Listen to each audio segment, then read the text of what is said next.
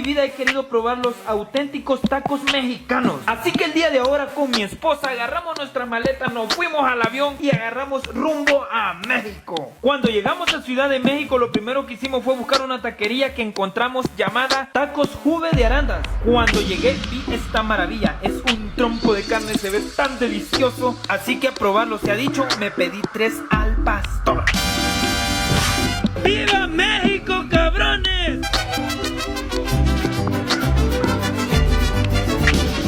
Quiero decirles de que me hace mucha ilusión estar en México, es un país que soñaba visitar.